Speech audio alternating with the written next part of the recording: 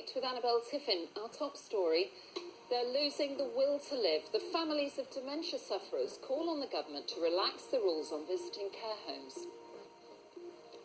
And we said, Mum, what's wrong? And she said, I'm just too sad. Dementia charities say relatives should be classed as key workers. Also tonight, as the region's universities battle with the fallout of the A-level U-turn, we meet a sixth former who predicted the crisis and then became a victim of it. They've been gone for centuries, but now beavers are making a return to the Cheshire woodlands. 50 years after it closed down, Manchester's ABC Weekend Television, home of Opportunity Knocks and Jimmy Clitheroe, is back on air. And it's been another grey day across the northwest today, and it looks like it's going to be the case over the next few days. I'll be back later with the full forecast.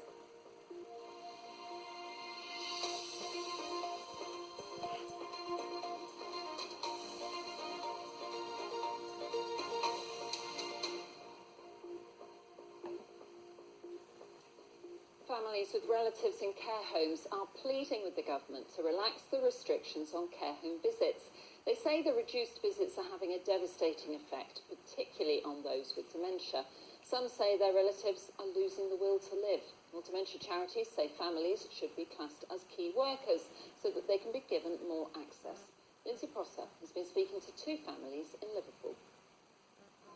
Hi.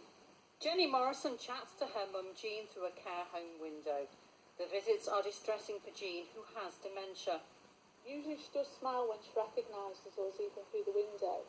She just literally broke down, heartbroken.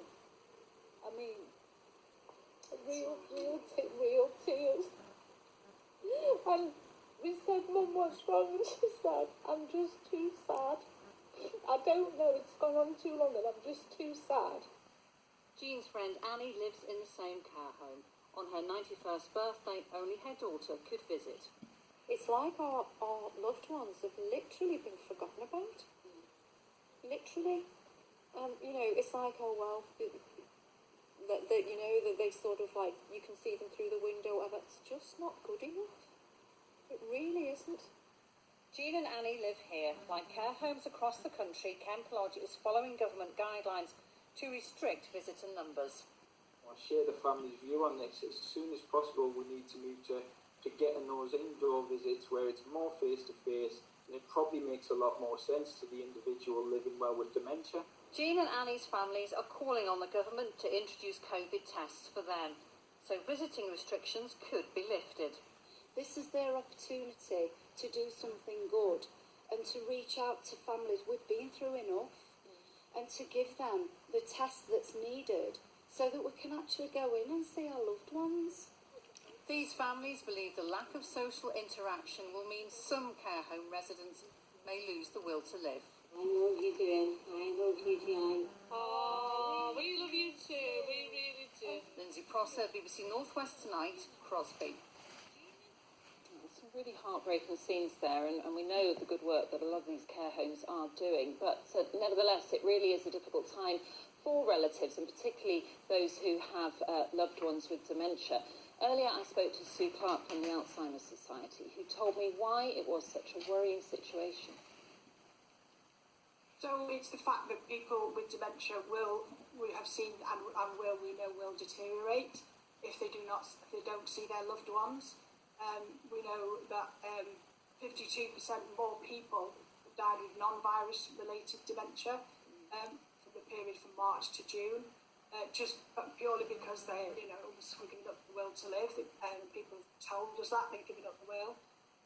So it's really to urge care homes to do whatever they can to keep people connected via these sort of systems of reusing Zoom and different formats. But just to keep that contact going, because it's so vital in keeping people with dementia where they're at rather than going downhill in a way. As we saw in Lindsay's piece there, often those visits through windows cause more distress because they can't touch their relatives and their loved one who has dementia gets very confused. In a way, are they doing more harm than good, would you say? It just depends entirely on the person with dementia and their stage of where they're at and how their understanding is of the situation. I think what relatives could do is better to see through a window than not at all, I would suggest, but it's about just that repetitive repeating the fact of why we're doing it, why they can't come in and have that close contact. There has been some criticism of the government guidelines of just one family member allowed in just once a week for a short visit. That's not enough, is it? We know that it's not always been happening. Also, we know that people have been spent a lot of time in their own bedrooms, and not had any visitors at all. So it's not consistent across care homes generally. Again, we get why public health leaders are making these decisions to protect lives, but it really needs to be balanced and weighed against the mitigation of risk people deteriorated by not seeing loved ones. It's more of a risk in a lot of ways than COVID itself. What light can you offer us? What advice can you offer people whose loved one may have dementia and be in a care home? So we're campaigning as an organisation, lobbying the government to make loved ones and family members key workers, so they'd have the same rights as healthcare workers, to be able to go in, and obviously we're using all the appropriate guidance and protective clothing and so on. And we're lobbying just for change to those rules, and to make that point and get people's voices heard. And so those things are happening, which people may not be aware of, but us and lots of other charities are doing what we can to get things changed. Sue Clark, thank you very much.